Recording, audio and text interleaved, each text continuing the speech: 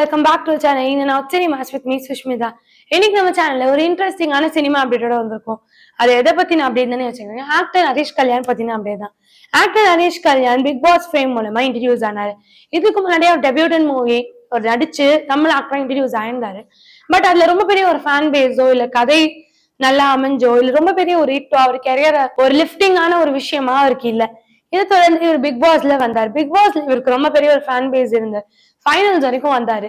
இதை தொடர்ந்து அவருக்கு ரொம்ப பெரிய ஒரு கேர்ள்ஸ் ஃபேன்ஸ் இருந்தது.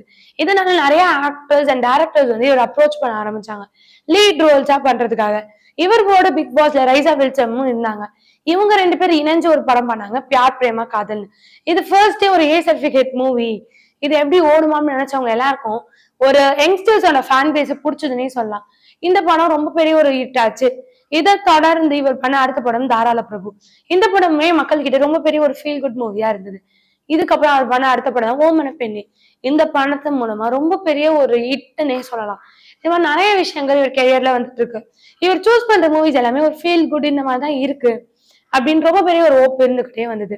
இந்த மாதிரி விஷயங்களை பிரேக் பண்ற மாதிரி பார்க்கிங்னு ஒரு படம் வந்தது. இந்த படத்துல நிறைய பேர் லீட் ரோல்ஸ் பண்ணியிருந்தாலும் இந்த படத்துல மெயின் லீடா ஹரிஷ் கல்யாண் பண்ணியிருந்தாரு. இது ஜஸ்ட் என்ன பார்க்கிங்னு ஒரு ரெண்டு காய வச்சிருக்கோம் அப்படின்னு நிறைய பேர் நினைச்சாங்க. ஆனா அப்படிலாம் கிடையாது.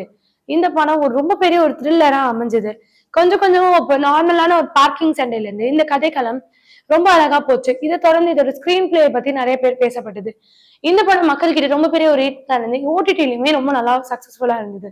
இந்த மாதிரி இந்த படங்கள் வந்து மோர் தென் ஒரு 6 to 7 months ஆச்சு. இந்த படத்தை பத்தி இப்ப என்ன பார்க்க போறதுன்னு யோசிக்கிறீங்க.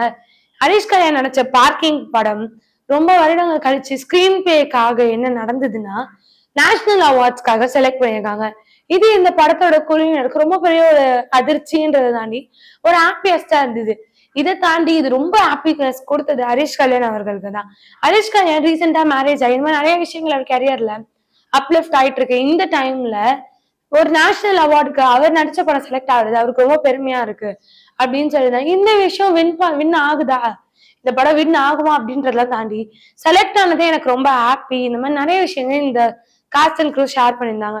இந்த மாதிரியான விஷயங்கள் வந்துட்டு இருக்கிறதுனால இந்த படம் கண்டிப்பா வின் பண்ண தமிழ் சினிமால இருந்து ஸ்கிரீன் பிளேக்காக ஒரு படம் வின் ஆயிருக்கு அப்படின்றதுனால ரொம்ப பெரிய ஒரு எக்ஸ்பெக்டேஷன்ஸ் இருக்கு. இந்த படத்துக்கான ஃபேன்ஸ் அதிகமா இருந்தால இவங்களும் இந்த படம் வின் பண்ணணும் அப்படின்னு நினைக்கிறாங்க. இதை பத்தி நீங்க என்ன நினைக்கிறீங்க மறக்காம கீழே கமெண்ட் பண்ணுங்க.